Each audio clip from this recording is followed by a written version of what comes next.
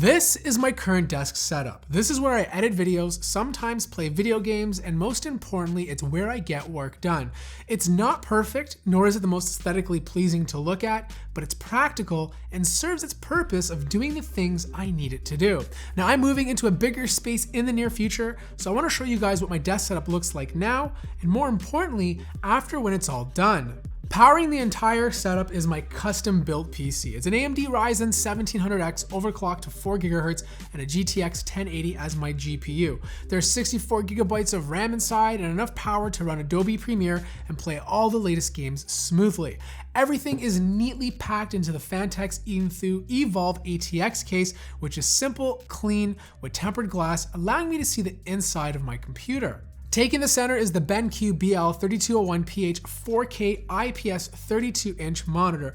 It's not the most attractive looking monitor, but it's perfect for graphic professionals who want color accuracy and convenience at a great price. It has a built-in USB 3.0 hub and an SD card slot, which is super handy when transferring my videos or photos to the computer. Now, there's no USB Type-C, but you do have an HDMI and display ports. The viewing angles are good at 178 degrees. It can be VESA mounted, rotated in portrait mode, and adjusted in various positions. For the price, it's a fantastic 4K monitor. Along the sides are budget-friendly but great sounding speakers from Mackie. These are the CR4s and perfect for monitoring sound when I edit my videos. They're black with green accents, and even though they're not the most appealing, the price certainly makes up for it. For both speakers, it only costs $150 US. When you compare this to something like the Yamaha HS5s, which obviously sound better, those cost you $200 just to buy one. Powering the speakers, I'm using the Focusrite Scarlett 2i2 audio interface. This is a high quality mic preamp meant to connect microphones,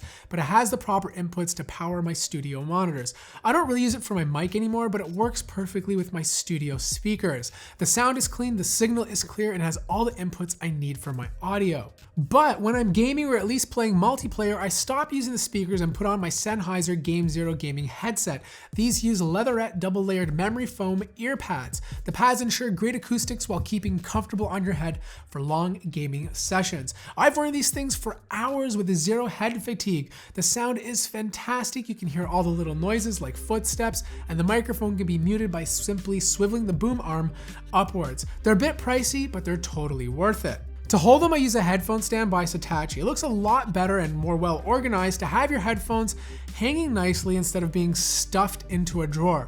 The stand also comes packed with 3 built-in USB 3.0 ports and an audio jack, giving me more spaces to connect devices. Now let's move on to accessories. My mouse of choice is the SteelSeries Sensei Raw gaming mouse. I love to game, and this mouse is amazing for gamers. It's smooth, has adjustable CPI, and a good weight to it. I also like the braided cord for extra protection.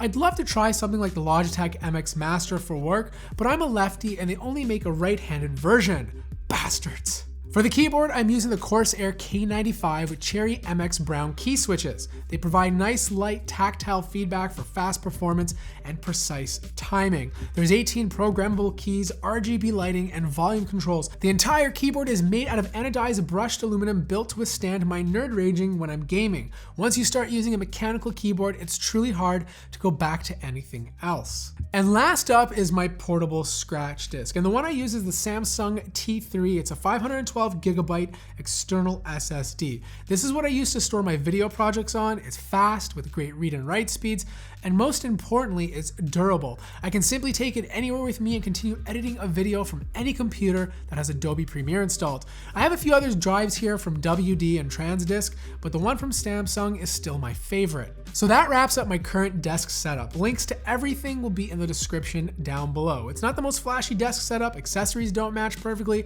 and I don't have top of the line stuff for everything. I just have the right stuff for me to get my work done. And to be quite honest, that's what most people need 90% of the time. I just wanted to show you guys this setup before I move to my new space, as I will be making changes. It will be really cool to show you guys a before and after of both studio setups. Thank you so much for watching this video. If you enjoyed it, feel free to hit that like button. If you're new to the channel, subscribe. And as always, I will see you in the next video.